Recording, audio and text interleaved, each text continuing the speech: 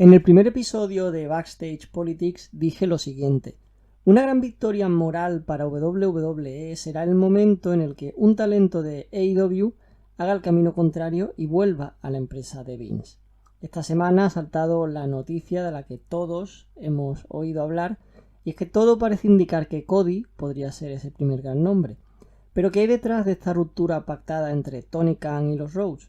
Pues vamos a analizarlo aquí, en Primero de Wrestling. Pido perdón por el exceso de localismos españoles, siempre intento usar ejemplos más internacionales, pero es que esta semana es lo que toca. Comienza Backstage Politics.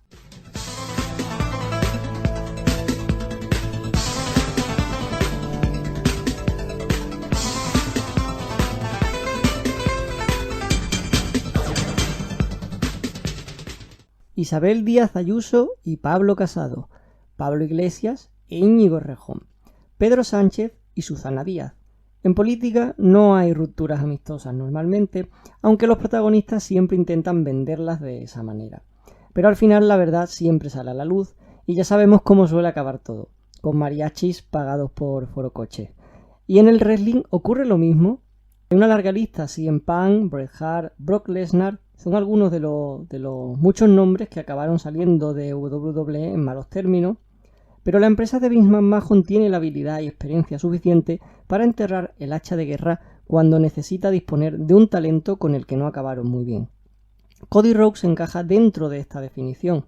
Todo el mundo se pregunta, ¿qué puede llevar a un tipo que era vicepresidente de su propia empresa, que tenía su propio reality show con su mujer y que hasta hace poco era campeón de dicha empresa, a abandonarla e irse a la competencia, de donde salió escaldado por la falta de oportunidades y el maltrato? Pues hay varios motivos, y para entenderlos volvemos al terreno político. Los partidos son organizaciones cuyo objetivo es concentrar a un núcleo de votantes con ideas e intereses similares. Lo que antiguamente servía para tener un partido que defendía a los aristócratas y otro a los burgueses, ha llegado hasta nuestros días como una amalgama de personas de diferentes estratos sociales cuyo nexo en común es la ideología, o al menos eso dice la teoría. Porque seamos sinceros, ¿es la ideología el marco mental por el que vota la gente en 2022? Todo parece indicar que no, o al menos no parece ser lo que mueva a la mayoría, puesto que muchos tienen dificultades a la hora de definirse políticamente más allá de términos tan vagos como izquierda, derecha o centro. Los partidos mayoritarios actuales han traspasado la barrera ideológica para convertirse en partidos catch-all, o como se dice en español, partidos atrápalo todo. Su intención es conseguir el mayor número de votantes de todo el espectro ideológico, clase social, género, edad, etcétera, etcétera. Algo similar ha ocurrido en el wrestling, desde la época de los territorios donde cada empresa tenía su nicho de mercado muy bien determinado geográficamente, hasta la actualidad donde da igual dónde nazca la empresa o tenga su sede, porque el objetivo de dicha empresa será expandirse dentro de sus posibilidades, claro.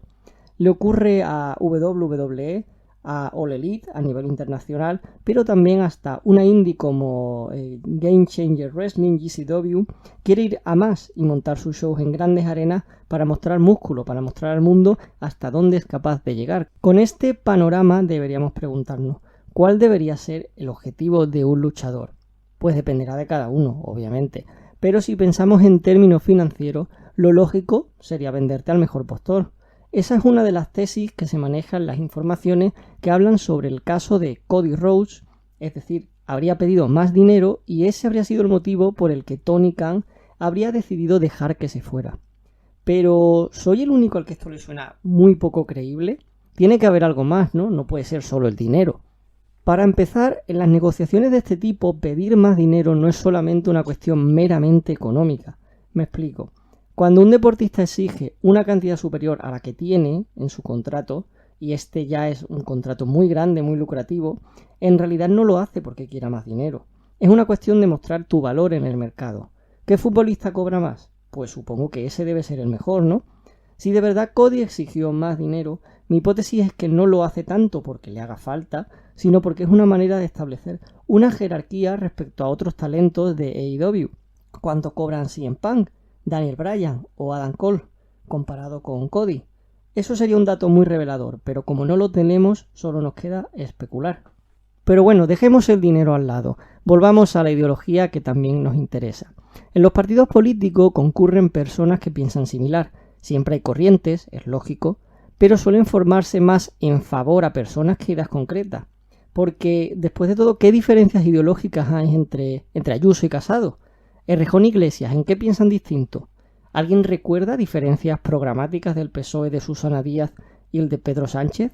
No tantas, y desde luego no tan grandes como para generar una enemistad de ese calibre. A lo que me refiero es que al final lo que hace que se generen estas divisiones y corrientes internas no son tanto las ideas, sino la manera de llevarlas a cabo. Todos quieren lo mejor para el partido, pero difieren en el cómo, si no la política sería muy simple. Cody, como vicepresidente, tenía poder creativo, y recordemos que prácticamente en cada entrevista que daba recalcaba que la historia de su personaje era algo pensado a largo plazo, dando a entender que el fan tenía que relajarse y disfrutar del viaje. Pero ¿y si Tony Khan decidió que el cómo no era el adecuado? El wrestling es una profesión atlética, sí, pero también creativa. Los personajes no dejan de ser creaciones de los luchadores que implican gran parte de su tiempo en desarrollarlos hasta que funcionen con el público. Conseguir esto es una tarea muy difícil, y de ahí que muchos luchadores le cojan un cariño excesivo a sus creaciones. Imaginen a un actor que escribe su propio personaje y decide sus acciones en la historia. Sería muy fácil que ese actor acabara por amar locamente a ese personaje y que lo defendiera a capa y espada respecto a cualquier guionista que no lo entienda o quisiera hacerlo actuar de manera poco coherente. Seguimos en el terreno de la especulación, claro, pero quizás este aspecto haya sido más decisivo que el económico a la hora de tomar dicha decisión, es decir, la decisión de abandonar su empresa fundadora. Tercer factor a tener en cuenta: el posicionamiento. En la política los cargos son importantes, y no hablo solo de ser presidente o ministro. Los partidos políticos tienen sus propios cargos, a veces creados a dedo, para señalar públicamente quiénes tienen el beneplácito del líder en cuestión. Por ejemplo, recuerdo que Andrea Levy, una política española, era vicesecretaria general de Estudios y Programas del Partido Popular. Un nombre largo. En alguna entrevista al leer este cargo que suena tan rimbombante, era inevitable la pregunta: ¿qué significa, no? ¿A qué se dedica? Y su respuesta dejaba bastante claro que ni ella lo tenía muy claro. Hacer el programa del partido, poco más. Lo importante era recalcar que tenía el visto bueno de la Ejecutiva Central. Hoy Andrea Levy es concejal de Cultura del Ayuntamiento de Madrid, un cargo de nombre más escueto pero más relevante. Aún así, la gente al final conoce a los cargos más lejanos y a los más cercanos. Un ejemplo claro: conoces quién es el presidente del gobierno y conoces al alcalde de tu ciudad, pero menos gente conoce al presidente de la diputación de su provincia, o incluso muchas veces no conocemos ni al de la comunidad autónoma en la que vivimos. Con esto lo que me vengo a referir es que hay personas incapaces de aguantar ese proceso o de verse relegado a ser un cargo intermedio. No todos quieren ser cola de león y algunos prefieren ser cabeza de ratón. O la analogía era al revés, no me acuerdo.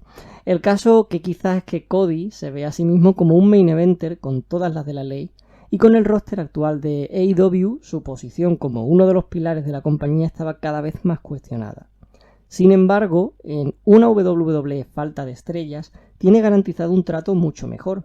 Te guste más o menos, Cody es un luchador que genera conversación, haga lo que haga. Sea mejor o peor en lo que esté involucrado, ha conseguido dominar casi a la perfección al fan de la lucha libre y sabe lo que tiene que hacer para mantenerse relevante. Y su carrera fuera de WWE es muestra de ello. Desde el primer día, desde la lista que hizo en esa foto mítica que subió a Twitter, diciendo básicamente: esto es lo que quiero hacer en el futuro. Pasó a generar conversación básicamente con una lista. Estoy bastante seguro, por eso, de que no tendrá problemas en seguir siendo relevante en WWE. Y si no, pues bueno, para algo está la hemeroteca. Como diría un famoso político español, las rupturas no son cosa menor, dicho de otra forma, son cosa mayor. Ya sean en el amor, en la política o en el wrestling, desde luego son una cuestión complicada de llevar, a cada cual más dolorosa según cómo se mire, pero si tuviera que aventurar diría que las reconciliaciones más sencillas se dan a veces en el ring. Y antes de acabar, bonus track. En España también tuvimos no hace tanto a un vicepresidente que dejó todos sus cargos para sorpresa de todo el mundo y decidió lanzarse a otras aventuras que parecían ser un paso atrás respecto a lo que él tenía en ese momento. Los resultados de esa operación, bueno, vamos a dejarlo en que fueron bastante variopintos. Quién sabe, lo mismo en unos meses tenemos a Cody haciendo otro puto podcast.